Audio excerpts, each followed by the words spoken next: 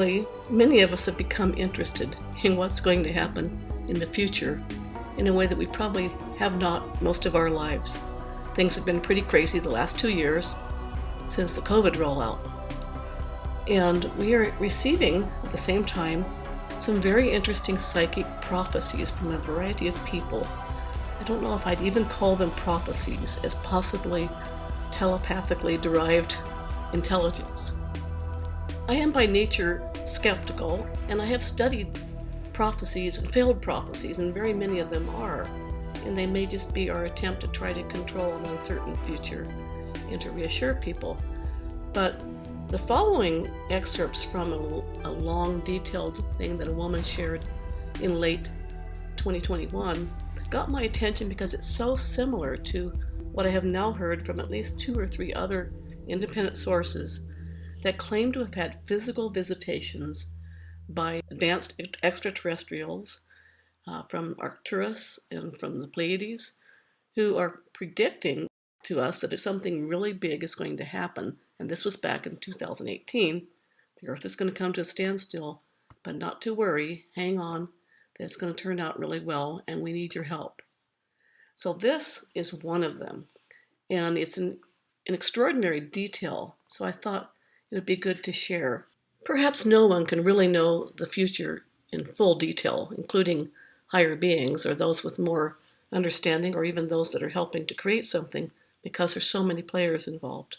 We never know what's going to happen, and we don't even know oftentimes anymore what is really reality and who's creating it, and if we're creating it, if there's a multiplicity of timelines and universes, as even physics would have us believe now, that there's every time you make a significant choice, it spawns off a new universe, the many worlds hypothesis.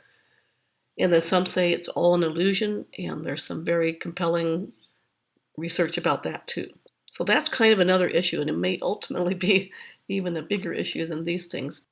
But it's only natural that we should all wonder where all of this is heading, and it seems that we're being told something. So it behooves us to listen. See what you think.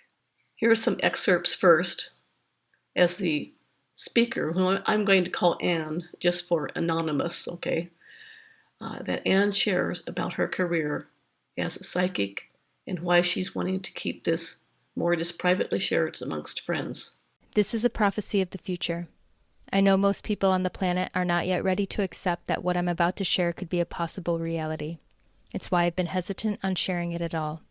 But I feel strongly that this vision carries within it an important message for humanity and offers a perspective that is worthy of consideration. I do not claim that my interpretation of the vision is totally correct, as I'm limited by my own knowing and filters. I believe there are infinite potential realities and timelines can always shift. What I'm going to share with you is a culmination of almost 20 years worth of premonitions about humanity's future and my process in understanding them, as well as my perception of what the purpose of our existence is, all of which I feel I've been given for the intent of bridging this information forward at a time when it was needed to those who are willing to listen. I've now seen within these visions so much of what I couldn't understand so many years ago, and as we move closer to the potential outcome of that vision, the details of its blueprint have gotten stronger and clearer to a point where I can no longer deny that I am witnessing it unfold before my very eyes. She goes on to explain that if she were to put this out more publicly, she's afraid that she would be censored and trolled because of her views about what's going on. And also, she says she has a lot of clients kind of on both sides of the political and so on issues in some top places, and she doesn't want to offend anyone. She shared it originally as an audio file with people that know her and can vouch for her individually, and wishes people just to share it person to person privately. I am not trying to convince you of anything, and I am not attached to anyone needing to believe in my truth as their own. It's understood that as a medium, I'm in regular communication with a variety of interdimensional beings, such as spirit guides, angels, ancestors, those who have crossed, earth elementals, and extraterrestrials. As a clairvoyant, I have the ability to see and perceive what exists beyond this third-dimensional plane and experience energies as though they have physicality, texture, tone, and color.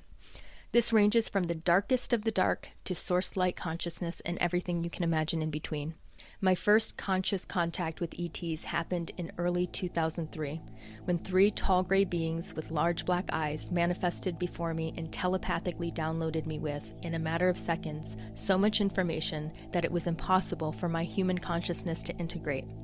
From what little I could grasp, I was able to recall just this: that they are real, that they are more intelligent than human minds can contemplate, that they have technologies that are so advanced that they can traverse time and space almost instantaneously, and that they can shift through dimensions much in the way light travels, that they come from very far away somewhere in the cosmos, and that they have a big influential part in our existence here on planet Earth. Prior to this experience, I had already been seeing anomalies in the sky for a few years. They looked like metallic spheres or a variety of other shapes with plasma-like distortions trailing behind them during the day, or at night they would look like extra bright, oddly maneuvering orbs of light traversing the night sky, sometimes flashing or popping with brilliant lights. I definitely pondered as to whether or not aliens were driving them, but even at that time I was still conditioned to think that ETs were a fantasy, that they weren't actually real. It wasn't until this first visitation that I finally understood that they were. That initial contact was the ultimate initiation, and from there I would have many more interactions that would start out sort of soft and would eventually escalate over the years to at one point being physically touched, to a handful of fully embodied interfaces, to clairaudient conversations, and ultimately in recent years working directly with them as a mediator for incarnate starseeds here on Earth who are ready to awaken to their cosmic origin. For the sake of the prophetic vision, I just need to convey that there are many races of very advanced ETs from a multitude of civilizations from throughout the cosmos that have been observing Earth and humanity in its development since life was seeded here millions of years ago. During this time, she also worked with people with past lives, including lives on other planets and other dimensions, and studied the soul's journey in many ways. Ultimately, we are being asked to live in alignment with unconditional love, service to others, forgiveness of all and especially to self, and in gratitude and respect for all living things. When we live out of accordance to that higher truth is when we hold on to suffering and lock lower vibratory energies into our soul matrix. And all of these things attract every single experience we have. And because part of the Earth experience is to be stripped of all knowing of our connection to Source and our infinite existence, we often feel victimized in our realities because we lack the clarity to connect our suffering to the unresolved acts of our previous incarnations.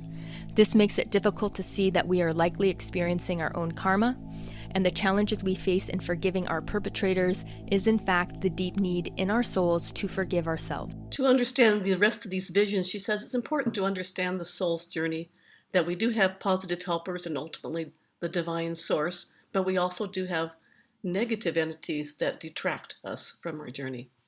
These are trickster energies, and they work as diligently as our angels do, but their agenda is to tempt us into acting out in accordance with the shadow realms. And it takes experiencing a karmic repercussion or the act of intentional spiritual healing to unwield these dense energies. When we come into resonance with the light, the higher vibrational assistants are better able to interact with our spirits and guide us towards a more blessed path. So if you can imagine, there is a spiritual tug of war always happening between the entities of light and the entities of dark, because just as light beings are fueled by our love, the dark beings are fueled by our suffering. I bring this up because it needs to be understood that our world is essentially divided by these two forces. There are those who are more in shadow, those who are more in light, and those who are struggling to decide what side of the shadow or light they want to be on. She explains that it seems pretty obviously we'd all want to choose the good stuff, the light and love, but it's not as easy as it seems, and there are many temptations along the way to be vindictive, to be impatient, to not be compassionate. People are often easily tempted to take a more negative path. It's hard to forgive those that have hurt you, as people often see themselves as the victim and desire restitution for their suffering.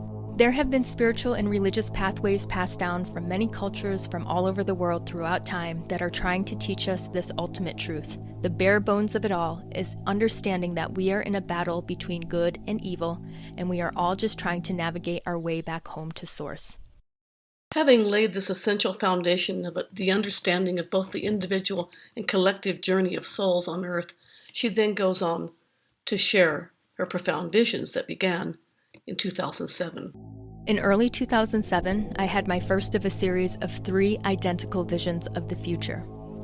I've come to learn when Spirit makes a point to use patterns of 3, I pay attention. Each vision was exactly the same each time, though each time I saw it, I felt I understood it a little bit more than the last.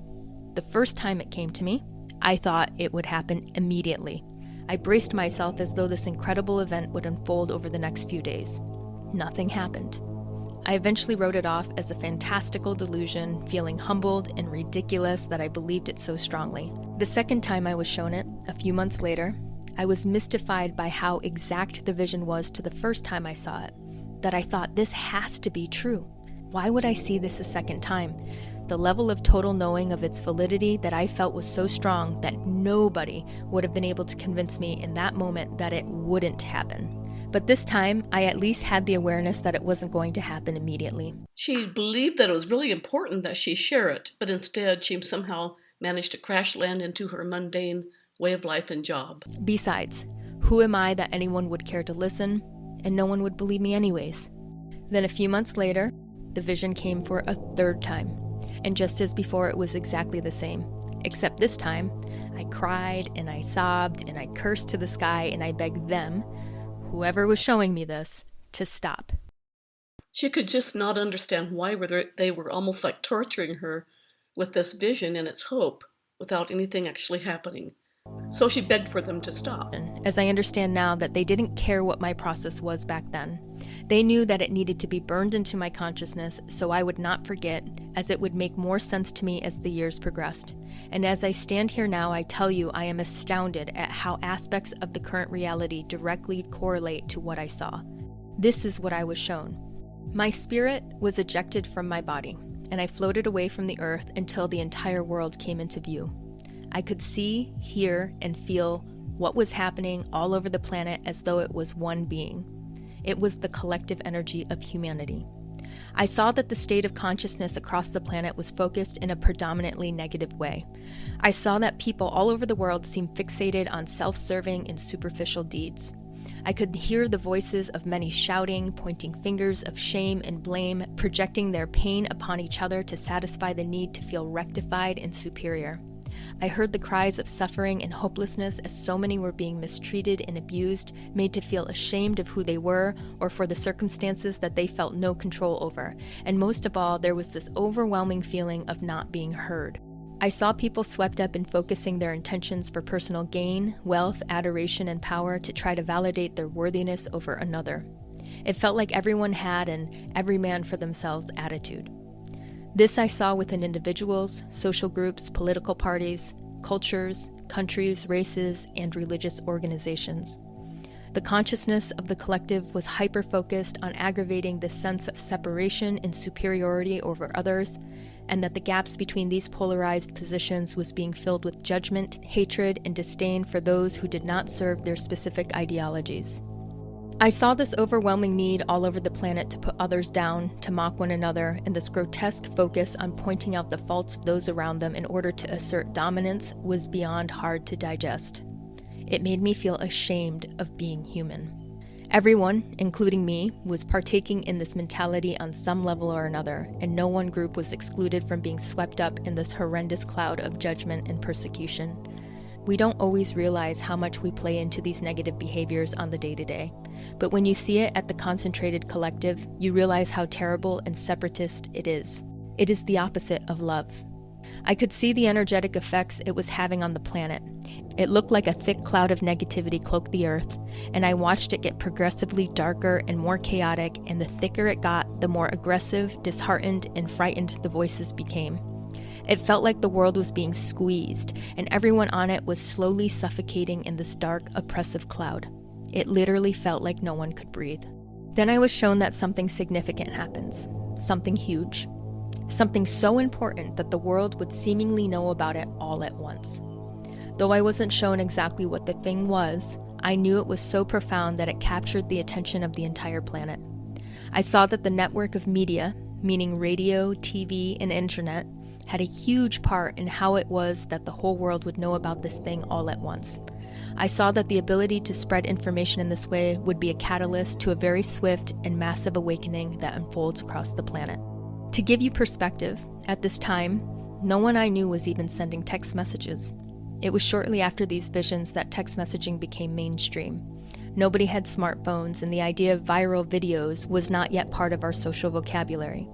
I remember sort of arguing in my mind as I was watching this vision unfold, of how could it be that something as lowbrow as the media could possibly help inject a spiritual awakening into the planet. Most of what was available on TV was mindless entertainment, consumerism, and the overtly negative content of the news. We were limited to whatever cable TV had to offer us, as this was prior to streaming platforms like Netflix, and even YouTube was in its infancy then. Spiritual trainings were not as accessible through the internet. There wasn't publicized whistleblowers that were out on the front line to the mainstream public as they are today. This was before we had mini supercomputers in our back pocket that could access infinite information at the push of a button wherever we were at any given point. You would think a spiritual awakening would have to be ushered in by something supernatural. Yet this is how the vision had been shown to me. But the vision didn't end there. As I watched the media-driven spread of information crisscross the planet, it jolted the consciousness of many on it, and an awareness began to wake up in the people. It created cracks in the cloud that everyone was under, and its thick, opaque cover started to decongest. Once the stronghold of the cloud had given way, a brilliant beam of white and gold light appeared from beyond my peripherals and blasted into the center of Earth, piercing through the cloud of darkness, and injected the entire planet with a divine consciousness. As I witnessed this, I felt as though everyone on Earth had almost drowned, and just when they were on their last breath, this light filled the world, and all at once, it felt like everyone took this deep, satisfying, life-giving breath, and a sense of inner peace filled the hearts of all. The planet itself expanded, as though this breath of life had refilled its depleted and decaying body, and the darkness that once consumed it was instantly eradicated. The earth was now luminous and vibrant, the colors beyond extraordinary, and the brilliant golden aura encompassed all of Earth. I could hear the voices of everyone rejoicing all at once, a great sigh of relief, a chorus of laughter, waves of joy, all together like the sweetest song you've ever heard. The people were filled with gratitude, and this consciousness of love permeated everything. Everyone suddenly understood that they were divine, that they were one, and that they were liberated. And I knew that all of the suffering that I saw the world was afflicted by, and the darkness that had blocked them from truly seeing one another, had been purified, and that we as a people and the planet had been rebirthed into a new world. Now, this vision, though profound, is not the only reason why I'm making this audio.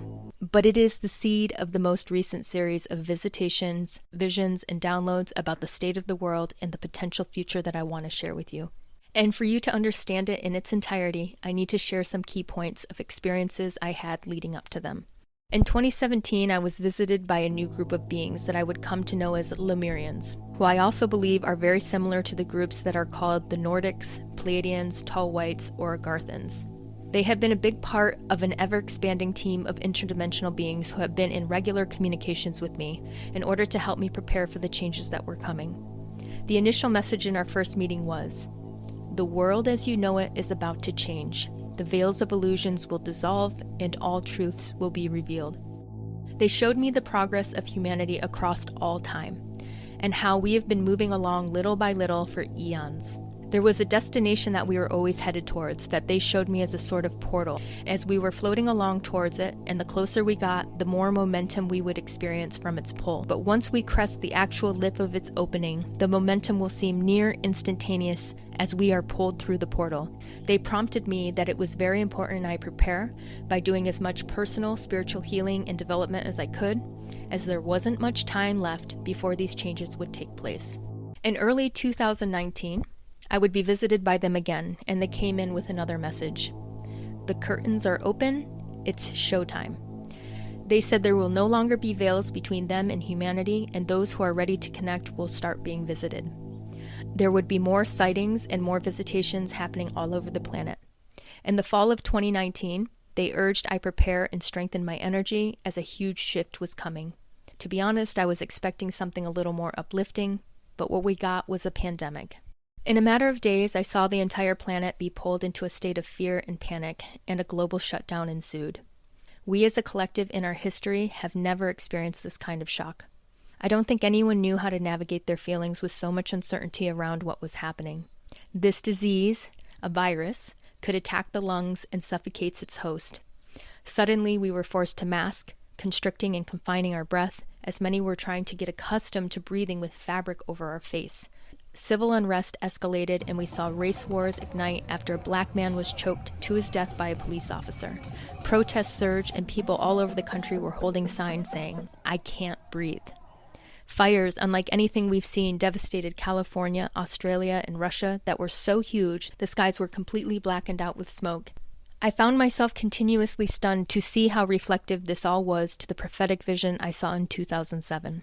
The almost instantaneous global spread of information, the unrest in the world, and the collective feeling of not being able to breathe. This theme of losing our breath permeated in every corner of our reality, being driven into our consciousness. And as we are all processing this new reality, information is crisscrossing the world, and people are sharing their insights and opinions. Just as the mainstream media had the power to lock the masses into a fear reality, it is that same media network that is connecting those who have an alternative perspective and have been voicing their observations around the awareness that things do not seem correct around the narrative. Is this what I saw so many years ago? Might this be a sign that we are getting close to the possibility of what I saw happening? But how does it happen? What initiates the shift? What calls in the light? I want to bring you back to February of 2020. I was driving in my car listening to the radio as I sometimes did, and a newscast came on as they normally do, but this time something was different. I saw a black smog of energy start billowing out of my speakers, and as it filled the air around me, this feeling of dread and fear started to creep into my heart and consume my whole being. This darkness had a consciousness in it. I've dealt with dark entities enough to know how to protect myself from them immediately, as this is the nature of my profession to know these things. And as I was so distracted warding off this entity, totally caught off guard by what I was experiencing, that I didn't really register what it was I was actually hearing on the radio. It took me a minute to understand that what I was seeing and feeling and hearing were all connected. It was the very first newscast about COVID-19 that I heard. Every facet of my being in that moment was screaming at me to pay attention. What I was witnessing was not right. There was something malevolent behind whatever the news was speaking of. It felt dark and had a consciousness in it that seemed evil. I remember thinking, whatever they're talking about has something sinister fueling it, and I decided right in that moment, as instructed to do so by my guides, to be cautious of this information as it is not what it seems. In fact, I knew that everything I would do from that point forward would be guided solely by my intuition and not by the accepted narrative. She then goes on to explain that this was her perception of it and she needed to stand by it. She did not become interested in the details of any conspiracy theories and agenda ideas that were going on about it at the time, but just stood by her perception that something malevolent was happening and allowed others to have their experiences and did not try to impose her views. When the vaccine became available, I tuned in with my guides and had always felt a very clear no, that it is not necessary for me to take it, as I get a strong sense that it would not benefit me and that I would in fact have an adverse reaction to it. And within both sides of the mainstream and conspiracy viewpoints of the virus and vaccine, I felt overwhelmed by the information, so I always came back to my own inner guidance. It also helped that I always had a very strong vision of our ultimate future. I've seen versions of this vision more times than I'm recounting to you here. And Spirit has always told me that though dark and scary to witness, these processes that we must go through as a collective are necessary to get us to the ultimate reality. I'm continually reminded to trust that we are headed to something greater and to not get distracted by the insanity unfolding around me. They always emphasize the importance of holding on to the vision of the final outcome, and that by getting consumed in the fear was a disservice not only to myself, but the collective. Fear, I was consistently told, was the ultimate illusion and the biggest block that we have to go through as a collective. Because of this understanding, I've always tried to relate to others that it didn't matter what side of the narrative you were on. The most important thing we can do is to keep our frequencies as high as possible, to remain in a state of love and compassion towards one another, and to not feed into anything that perpetuates fear. The game of sides and division that the people are playing amongst each other is just a distraction, a way of keeping your energy engaged with negativity and fear rather than keeping it focused on a more positive and hopeful outcome. Remember that. In March of 2021, I spent a month in Peru working with shamanic medicines. During an ayahuasca ceremony, I was visited by a new ET that I had not encountered before. She appeared before me in full clarity. She had a luminous skin in shades of deep blue, very large almond-shaped eyes filled with bright blue irises, and a white, gold, and pearlescent undulating geometry of light centered in her forehead that seemed to breathe with consciousness as she spoke. She communicated with me telepathically, but her words were as clear to me as if someone was speaking out loud. She reached into my third eye, and I felt her recalibrating things. I was a bit stunned at her sudden appearance, but captivated by her beauty and deeply loving and compassionate presence.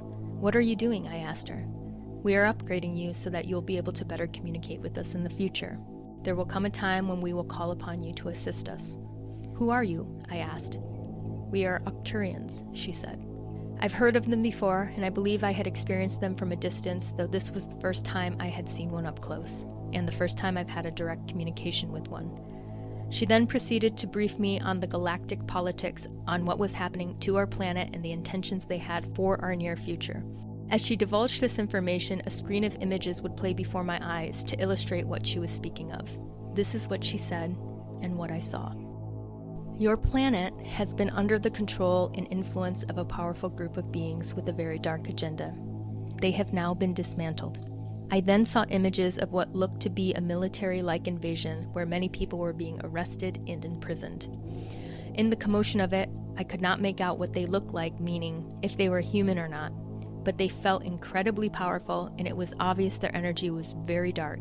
You may even say evil. "Well, this is great," I said. "So you're telling me we've been freed?" I never questioned that there was an elite group of very wealthy and very powerful people that controlled the planet, and I was thrilled at the prospect of what this could mean if they had been taken down. Her response was somber and direct. "That was the easy part. What is to come is much harder. Your planet does not know yet that they have been enslaved, nor do they know that they have been freed, and we must now undo all that they have done. There is a great deal of healing that needs to take place. There are meetings happening as we speak about how to best inform your planet that this has happened." I then saw groups of various ETs sitting at large conference tables with humans, some ETs I was familiar with, many I could not recognize. I could feel the gravity of importance of these conversations being had amongst these groups. She then said, "The date has been set and it cannot be undone." And when she said this, I saw the skies were filled with ships of all shapes and sizes all over the planet. I knew that there would come a day when these galactic beings would no longer shield their presence from humanity, and all beings on Earth were going to see them in their fullness, uncloaked and unhidden from our awareness. She then explained, "There are groups of ETs who have decided when it is that they will reveal themselves to humanity, but the consciousness of your planet is not yet ready to receive them. As you sit now, if they were to show up in this way today, chaos would ensue and fear would cripple the masses. There would be aggressive attacks towards us and amongst your own people, and there will be mass suicides because our presence would be too shocking to those who have deeply ingrained belief systems. People would not be able to handle the extremity of this reality brought before them. There is no way, as we see it, to completely avoid the shock your people will endure, but we are coming up with a plan that we hope will greatly soften the blow." She then explained to me that they have had the ability to see the future, and they have been trying to work with the people of Earth in order to guide us through this global awakening and bridge us back to the cosmic connection that has been severed from us. They have been slowly integrating the consciousness of humanity to get accustomed to the presence of ships, advanced technologies, and ETs, most of which she said happen in the dream time, and by influencing those who have created stories and imagery of a reality where we are living in a unified universe. There have also been people on Earth that have known of this plan, and they have been injecting this awareness as much as possible through our media. She also said that there are many ET incarnates on our planet who are part of this galactic plan, who are playing out human lives, and they are now being awoken and reactivated to the original mission so they can assist humanity as we acclimate to this new world that we are headed to. I understood that I was one of them. She also explained that those who have had control of this planet also could foresee the potential future, and much of what we are experiencing today has been part of a plan that has been in momentum for thousands of years. She explained that much like a high-speed train, we cannot stop it in its tracks. It would be calamity. Part of the process of this awakening requires them to allow the trajectory of the original plan to continue to play out as they finalize how it is they will disclose to our planet the truth of our reality. She said that most of the people that we consider to be leaders of Earth are not fully aware of their participation of this enslaved reality we are in. She said that they have a warped belief that what they are doing is good, though their consciousness lacks the ability to see how what they are doing is in fact oppressing the people, because many of them are operating at a frequency that makes them susceptible to lower-level entity influences. She assured me that behind the scenes there's a team of galactic beings who very much desire the best possible outcome for our planet, and they are working hard on our behalf. She said that they were sharing this with me because there would come a day that they will want me, and others like me, to help humanity understand who they are and why they're here, so they can better integrate and soften the shock that they will encounter as this disclosure unfolds. All this was so incredible that she doubted herself at first and wondered if she was just imagining it all. And then the entity insisted upon repeating the story twice until she agreed, yes, I get it, it's true, and I will help. So next thing, what happens is she goes back to her home in Hawaii for a couple of months. And then she goes and takes a trip in June 2021 to California, her former home, where she was astounded to see just how deeply programmed and kind of zombie-like, really, that people there were. She saw immediately a kind of a pall over everything, like a gray cloud again, just a darkness and a kind of a pallor on people's faces, and she just said everything seemed really different. And then they were having big screens blaring out COVID news 24/7, and fear, constantly, fear, everywhere she went. And she herself, after a while, started to get kind of paranoid about germs and so forth in a way that was not typical of her. And she headed north out of the city back to the land people that she knew that lived probably up in Mendocino in those areas. And they were holistic all along, and people who questioned things and questioned vaccines and so forth. But she found, almost to a T, that they were so thrilled that, okay, at last we can get the vaccination and we're going to be okay now. And they didn't seem to quite get it when she said she wasn't going to get it. She spent 3 weeks there or so. She became more and more kind of sucked into herself, found her own vitality going down, ended up getting an energy healing, and then ultimately when she went back to Hawaii got another one because it was so entrenched. And she was told by her healer that there was actually like a parasitic entity that had attached to her and in her back, and she was used to dealing with things like this, but felt ordinarily strong, but she was surprised at the power of this. And so that helped her understand why so many people in the West Coast really bought into it. This energetic parasite was feeding on my energy and pulling me into a hopeless, disempowered fear state. As soon as it was removed, everything instantaneously went back to normal. No more paranoia, anxiety, or hopelessness. I was horrified at the strength and intensity of this parasite and stunned at how it was able to make its way into my energy field. Parasitic attachments cannot attach to someone if they are full of light and operating at a high frequency. However, as she learned, the collective fear cloud, as she put it, was so enormous that she also got caught into it. And if it had me for as long as it did without me realizing what it was, it made me wonder how many other people were afflicted with this and are totally unaware. They are going through the motions of their life, adjusted to the bleakness and drain of the experience, because everyone around them are also in the same fog. There's not enough contrast to see it for what it is. I believe that trip was divinely placed so I would get a super clear understanding of the spiritual nature of this battle we're in. So all this, she explains, was to lay the foundation for her final download that she's gotten, she reports, from ETs about the future of humanity and the part that we might each end up playing in this. What I'm about to say is not what I expected nor wanted to be told. They, meaning the ETs, angels, and spirit guides who give me this information in visions, told me that the virus was created. It was created by a group who wanted to control humanity through fear, because with fear, they can assume power over the people. They said that while it does have the ability to kill people, its effect on the whole of humanity could be compared to a scratch, not like the big, gaping, festering wound that the narrative has been pumping to the public, portraying it to be untreatable and far more dangerous than it actually is. So they could justify taking the insanely extreme measures that they have, which has disempowered us as a people and systematically stripped us of our basic human rights. And they explain there's a limited amount of time left for them to use this fear to enforce their true agenda, which is getting the vaccine and everyone. Why?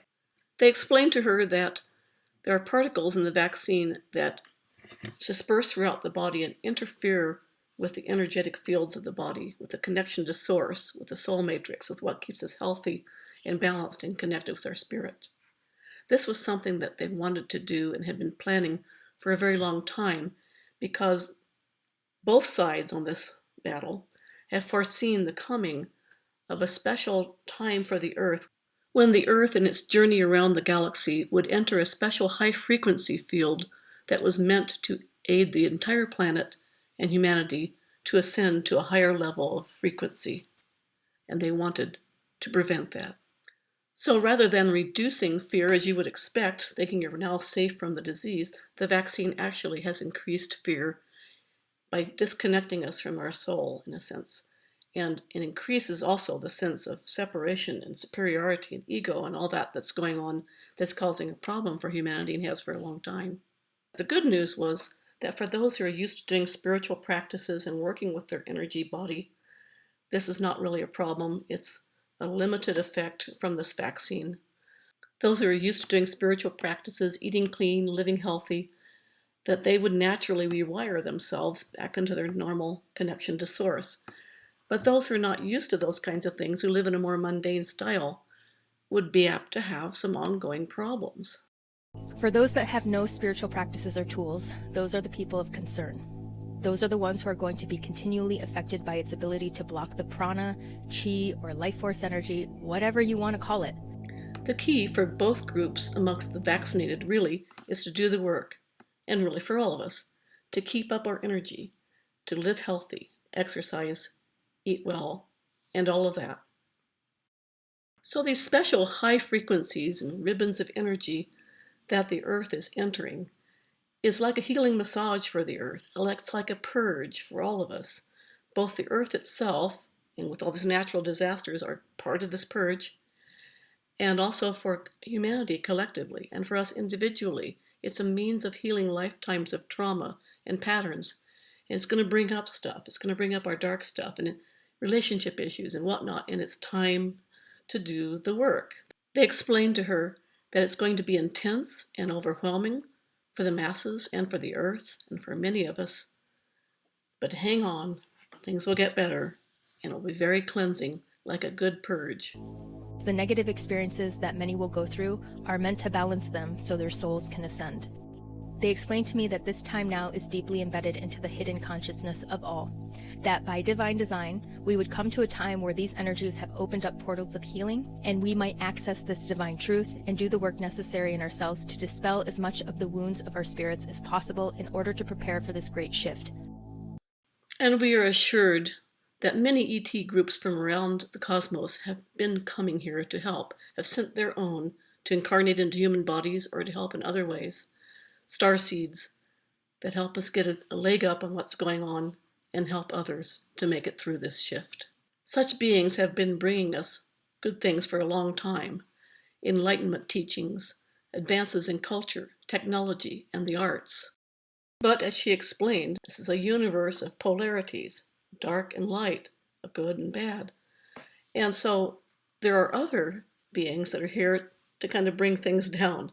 The trickster energies, the dark side that feeds off of fear, or as maybe in a way you could say it's like the pain body, the collective pain body that is fear expressing, that feeds off of negativity. So in that, there's like entities that are trying to bring down people and tempt them to do this and that that's not good for them and that brings their energy down and their consciousness down further. Lower vibrational humans are overcome by the trickster energies, and they are the ones that have been a part of inventing oppressive technologies and health practices, poisoning our food, our planet, or part of the group that inject art and music that hypnotizes people's consciousness into engaging with fear or self-serving and superficial behaviors. None of them are conscious that they are being manipulated and influenced for this purpose. The darker beings that orchestrated this pandemic know that our planet would be moving through these higher frequencies at this time, and that masses of people would begin to spiritually awaken very quickly, and that they would lose hold of the suffering of its people that they feed on.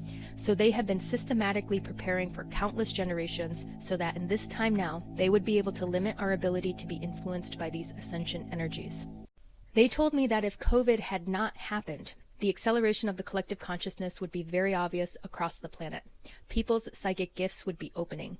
They would be overcome with synchronicities, auric and intuitive phenomenon, and tap into their creator potential with amazing feats of positive manifestation.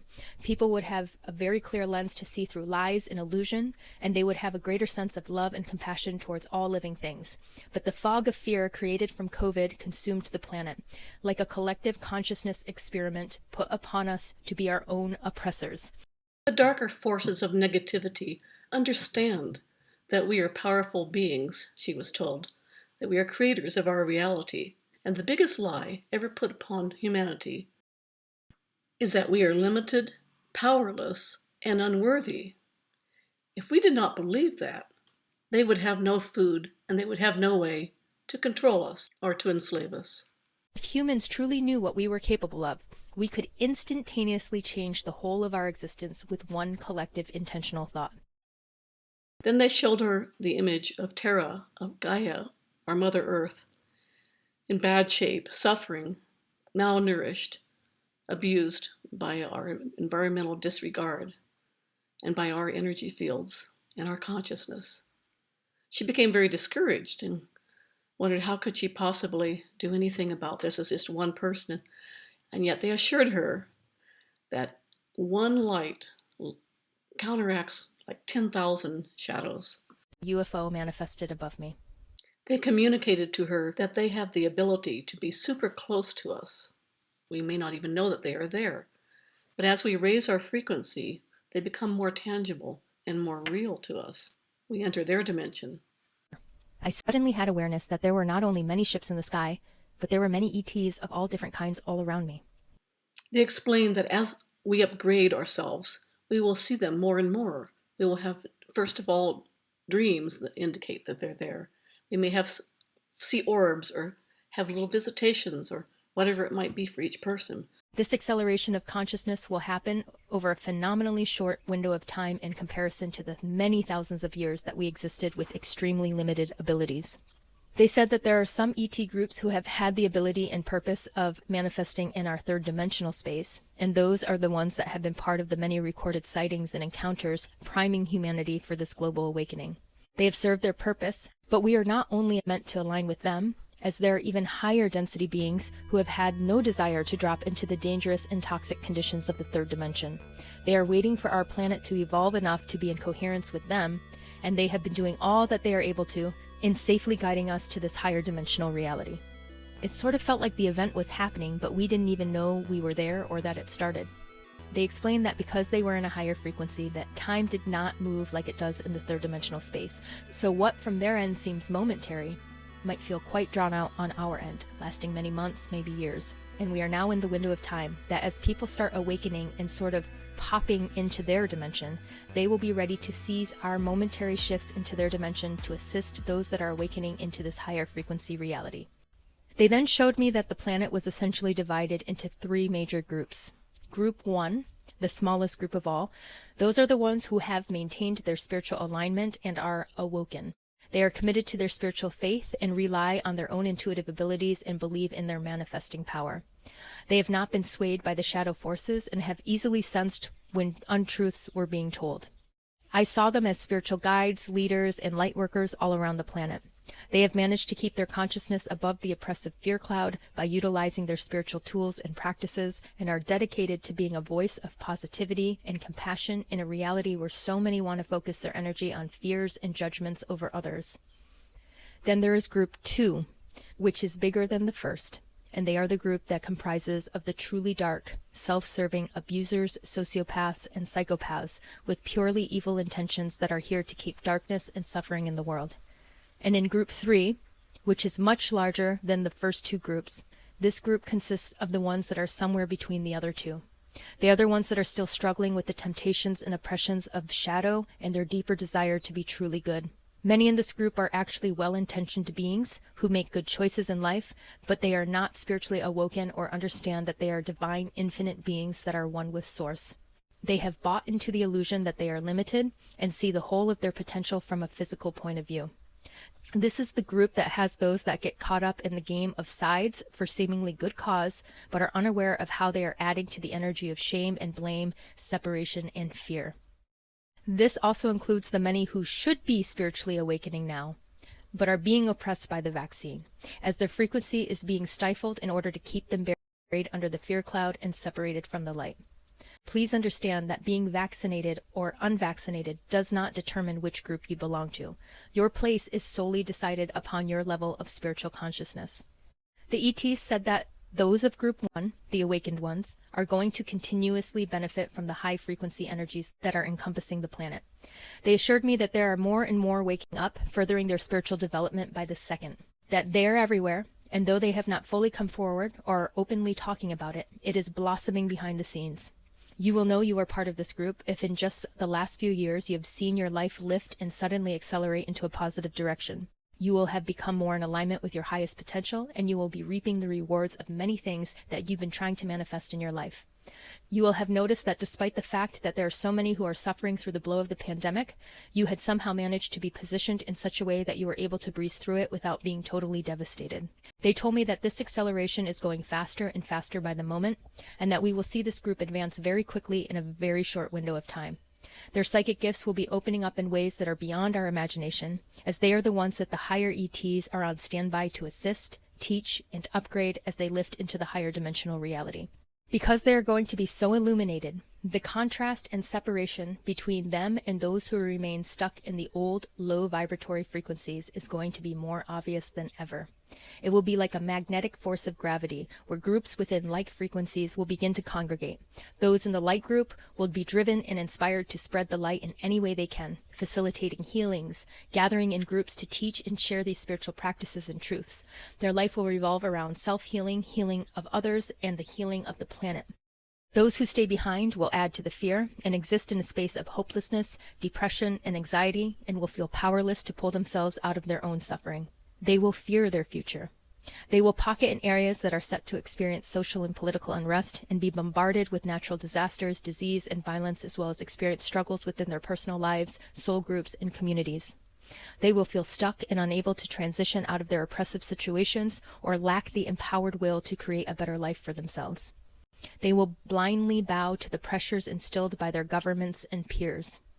Everything in their life will be a manifestation of the unresolved karmic energies or embedded emotional traumas that they were unable to work through.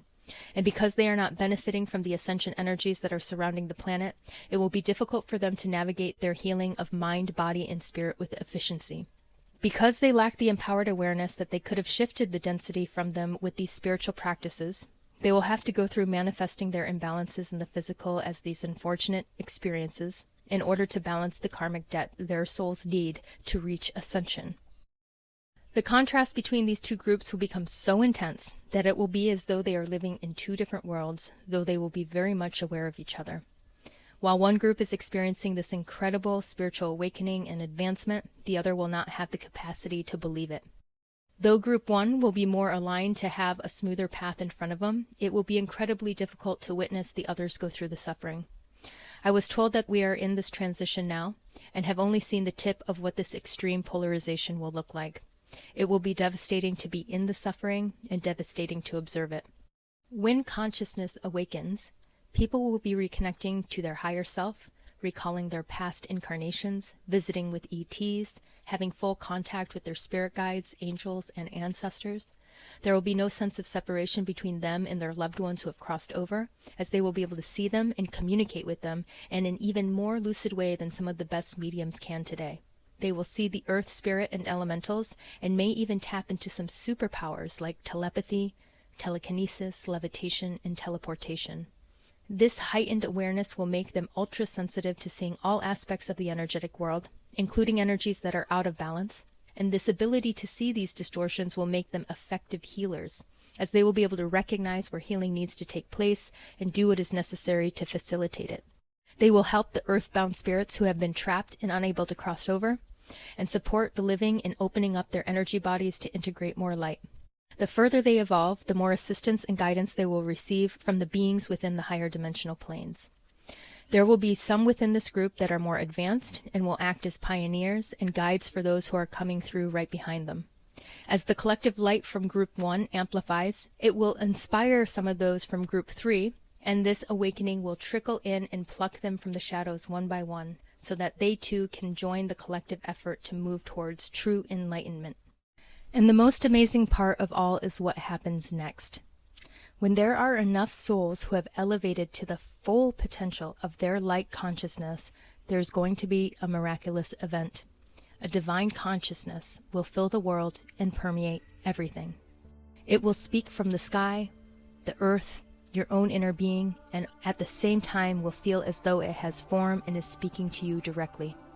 This divine consciousness, an embodiment of unconditional love and source light energy, will fill the hearts and spirits of those who have opened their consciousness enough to receive it.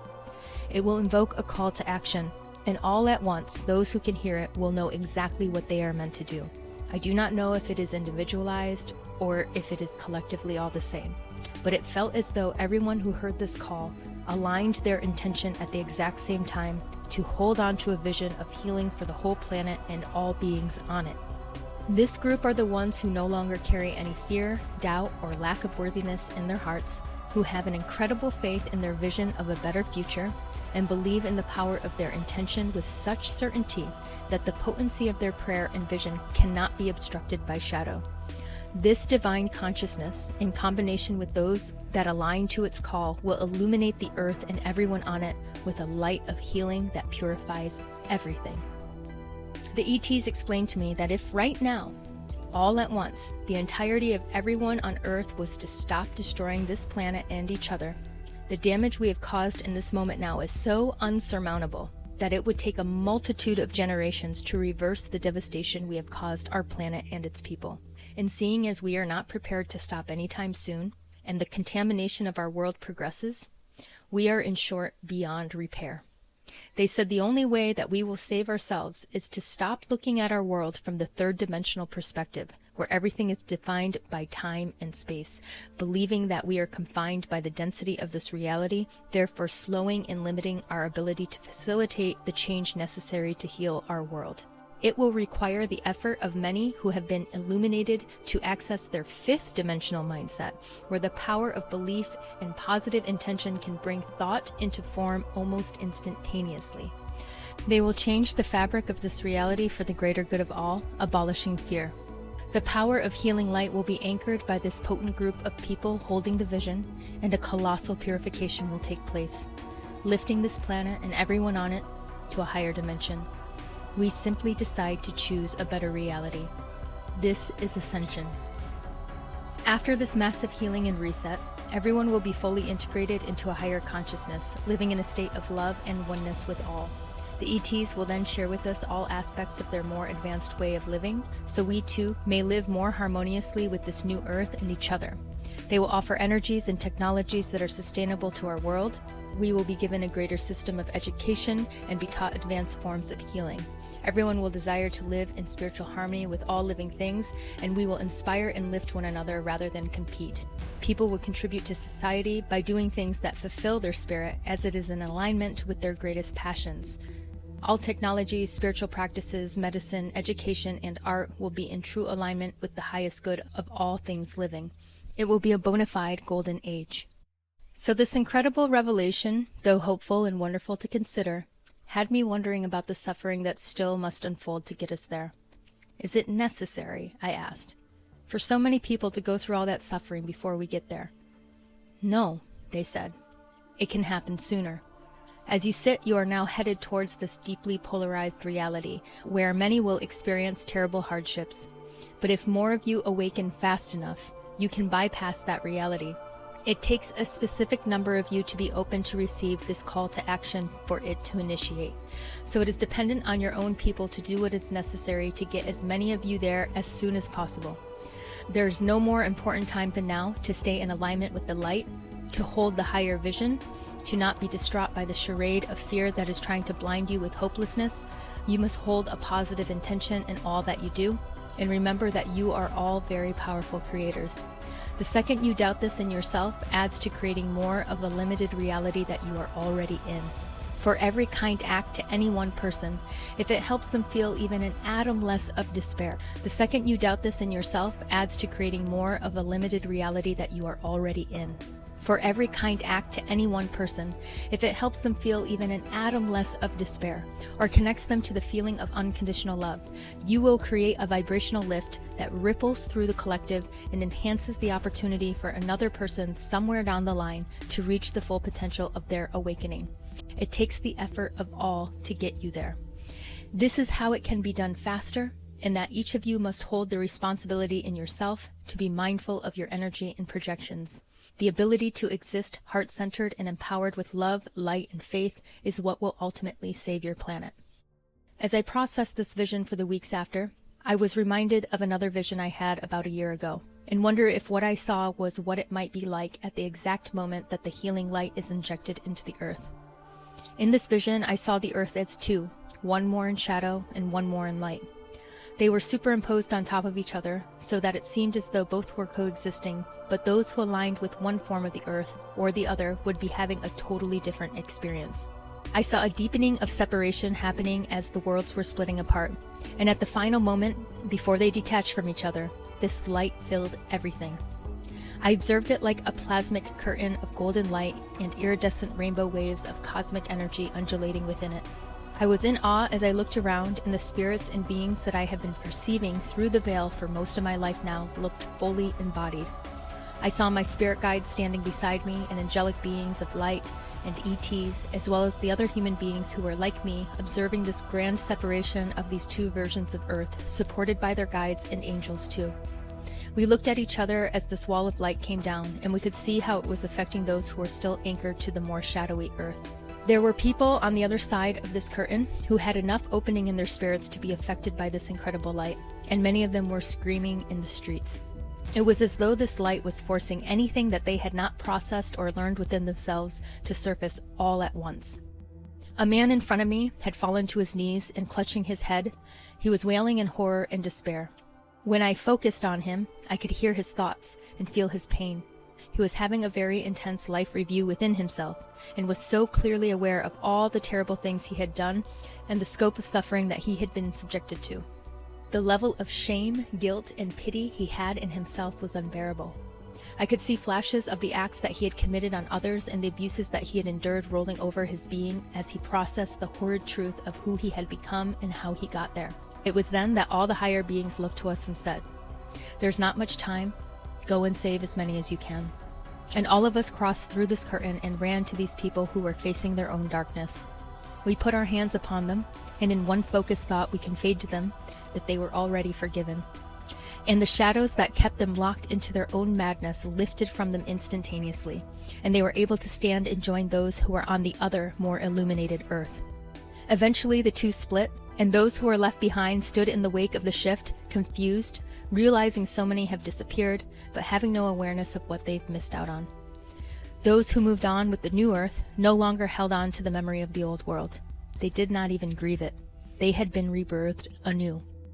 So there it is, my complete process and interpretation of this potential prophetic path, there for your consideration. Could it be a possibility in our lifetime? I guess we'll see. Until then, it would be no harm for us to spread the light in any way we can, and hold on to the faith that we will eventually get to a better reality, no matter what that path may be. Thank you for taking the time to listen. Blessings. It is indeed an incredible story, an incredible prophecy. Only time will tell, or that which is beyond time. May all beings be happy. May all find truth someday, if not in this very moment. Thank you for watching.